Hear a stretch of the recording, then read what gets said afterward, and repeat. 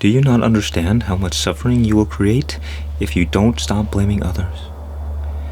For what has happened in the past, for what people have done to you.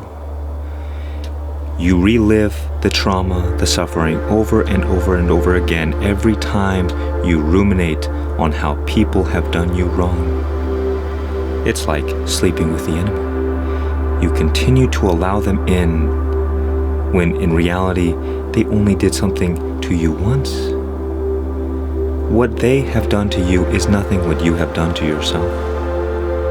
After sometimes years of constantly saying, you know what, I was done wrong and I am suffering still, when in reality, only one moment there was something done. But of course,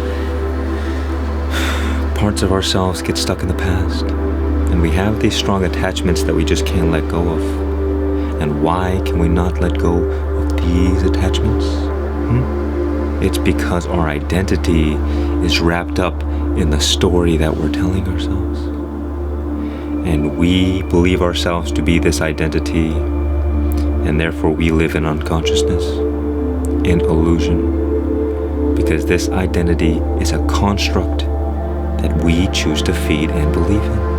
And if you were to just recognize that you can be whoever you want to be, that there is nothing in this world that says, no, you are this way, and this is who you have to be, and this is what you have to do, and this is the way your life is going to go, and you're a slave to this and that, and you have to live in this system where you are once again a slave to money, to jobs that you don't like, to the politicians and the government. And you might say, well, it's a nice idea to go out and live in the woods and not be a part of all of this nonsense. But I say that is not what I am talking about at all. I am saying the only prison in existence is the one in your own mind, and that we give power to all of these negative things for no other reason but our own belief. And because our identity is wrapped up in this story, we look out into the world and say, these things are the facts of my reality. These things are going on, and so I believe them. It would be delusional not to believe them. But ask yourself, does entertaining these stories serve you, or does it destroy you? When we blame others for the way our life is, we stay stuck in this story because we do not realize that we have absolute power and control to change this story. Because we have the power to focus our attention on different things. And because we continuously focus on things that we don't want, we create more things that we don't want. Because energy is the force of creation, and our mind is a tool that directs the flow of energy. So the entire quality of our life is determined by the quality of the things that we focus our attention on. And most of our attention is on negative stories, negative beliefs, negative ideas, and we don't realize that we are experiencing our own inner world, because reality is filtered through the mind. So whatever information is in your mind gets projected out onto the world, and that is how we experience. And we say, I am experiencing the real world. But most do not see that they are in co-creation with their environment. Their environment pings certain information. That information is received, and then we ping back by reacting to the things that happen to us. You see, if somebody does you wrong, you have two options. You can either get bitter and resentful and constantly ruminate on what that person has done to you, or you can let it go. And you see how hard it is to let go, because your identity, your whole world is wrapped up in this. And to simply let it go, well, that is like betrayal to yourself in a way. You have spent so much time, so much energy reinforcing this identity of who you believe you are. You can't just let it go. All the work you've done.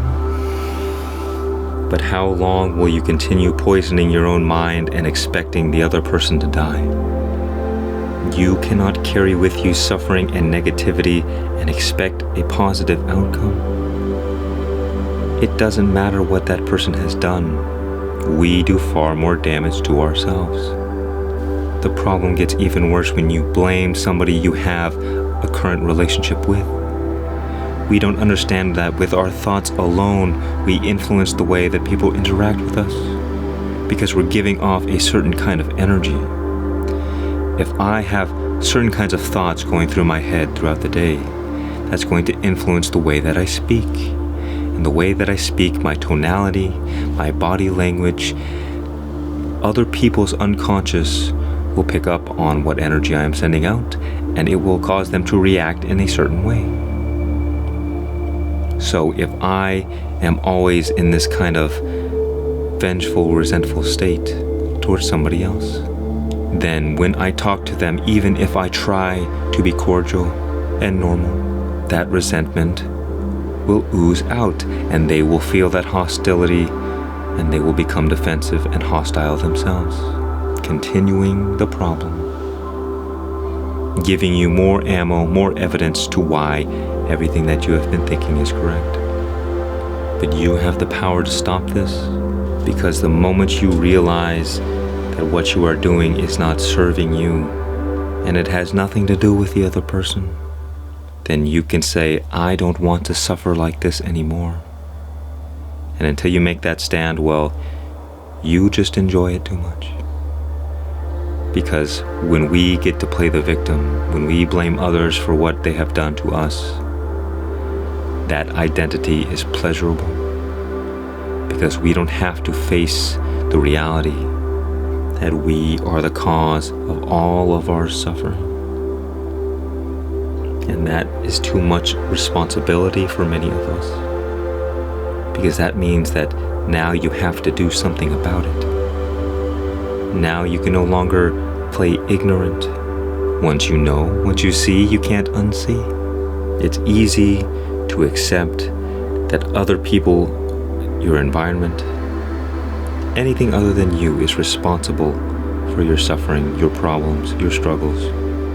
And that relieves you of the burden of responsibility of having to deal with them. Because if it's somebody else's fault, what can you do about it? You can't control other people. You can't control what they do, what they think. You only have power over your own mind. But the key is you have to slow down just a bit, because when these strong emotions arise from these attachments, it is easy to react and do things that we regret. And when you slow down and you channel your awareness onto those feelings that arise without moving too quickly, without taking action, just sit there with your emotions and be present with them, you will find that they will pass. But if you react to these emotions, you perpetuate the cycle of suffering that you go through, and the suffering that you burden other people with. You sit there with your emotions, and you have to make the decision that I don't want to suffer anymore. And this comes through the awareness of, what's the point? What is this doing for me? It is doing nothing to you, but destroying you from the inside.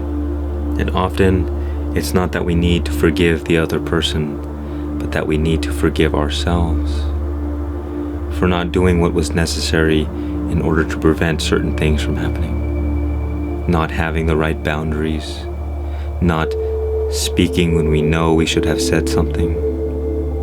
We have to begin loving ourselves, because when we love ourselves, we would not allow ourselves to suffer so needlessly. And when we lack love, it is easy to perpetuate this suffering. So love yourself. Or should I say, find the love that is already within you.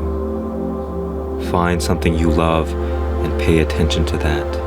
And because that which you focus on is what you create, when you focus on the love that is already present in your life, the love will grow. And if you focus on the resentment and the hatred, those things will grow as well. So the question is, do you want to continue suffering, or do you want to be at peace?